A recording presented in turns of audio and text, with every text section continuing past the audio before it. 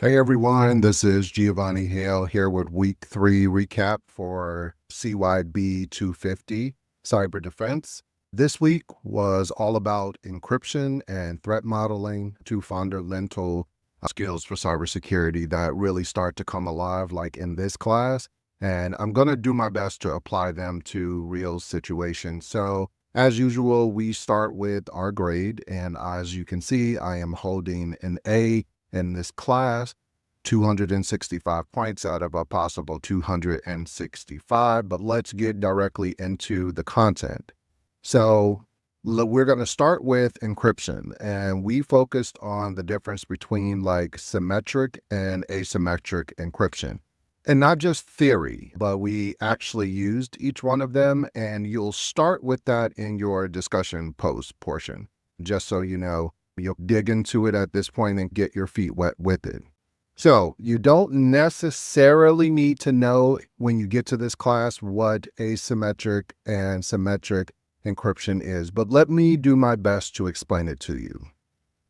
Symmetric encryption, it uses a single key to both encrypt and decrypt the information. So when symmetric encryption is used, you're given one single key. That's one thing to take away from this. It's fast and it's efficient, and it works well with both parties already sharing the key.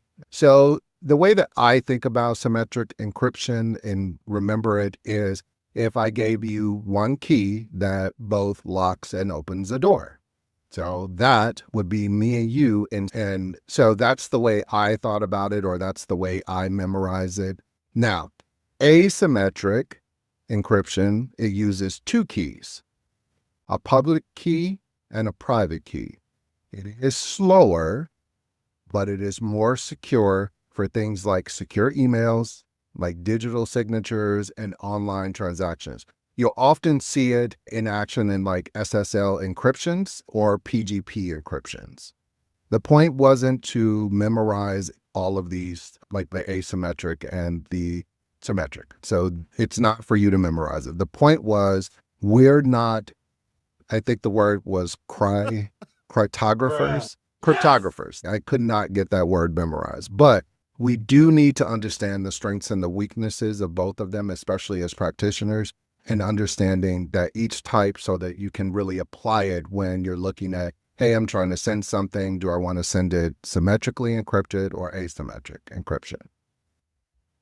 Now, then we took the foundations and started applying them to like threat modeling and real world. And where that happens is in your next portion. So you're going to go through and do a journal, and you do a journal through this class each week. And I believe you start in like week 2 doing journaling. So we took those foundations and we started applying them. And so in this case, when I did mine, the feedback that I received from the instructor was really positive. But just going through, let me tell you what you needed to do and what you should focus in on this one for. So you're going to take and you have to look back at what was submitted in like an announcement. Okay, so you're not going to find it here inside of the rubric, just so you know. This was one of the most practical parts of the course so far. We analyzed 3 major breaches. One of them was Target, Sony, and the Office of Personnel Management. And we broke them down using a structured threat model. We looked at the threat actors, we looked at their objectives, the vulnerabilities that they exploited, and how the CIA triad, confidentiality, integrity, and availability was impacted. And you talk about those things. So what I'm going to do is give you guys an idea of what that journal would look like. And for reference, when I did this, it was fairly easy for me to do it only because I had a decent reference point. Now, I'm not sure if you guys are going to be able to really see it because I would have to go to my Google Drive in order to show you where I created it. But if you want something like that as a reference, I did link that Google document below. Keep in mind that integrity is important in our field. And with that being said, any document that's submitted does get encrypted. And so the school will know If you decide to try to submit my work as your own, I have had that happen before by giving these types of updates in classes. People have tried to turn in my work. You can no longer do that. They really started cracking down on that in 2024. So you could take my work and be original, but I am going to put that information inside of the link below so that you can go through and see an example of what I did. And as you can see, this did receive an A.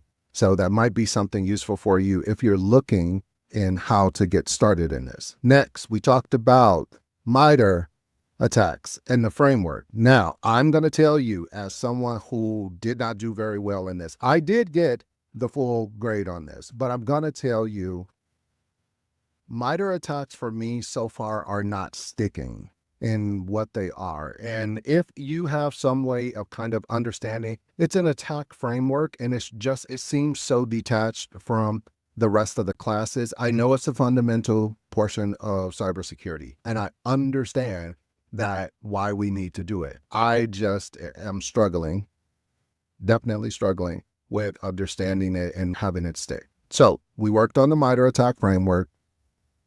What it does is it helps cybersecurity professionals like map out how attacks happen in stages, from the initial stage to the execution to the data exfiltration. It's just a really smart way to look at how an attacker did something so you can anticipate threats before they strike. It's a framework that just, for me, isn't sticking. I'm getting better at it. I have to practice it. So my biggest takeaway from this week was just how important like structured thinking is in our field and as practitioners. It's not enough to just react after the fact. You have to really be thinking about the systems and, how you can go through and assist your, let's say, organization or enterprise by doing like threat modeling and frameworks like the MITRE attack. It helps us stay proactive by identifying patterns and vulnerabilities and risk early on. So thanks for watching this recap of week 3.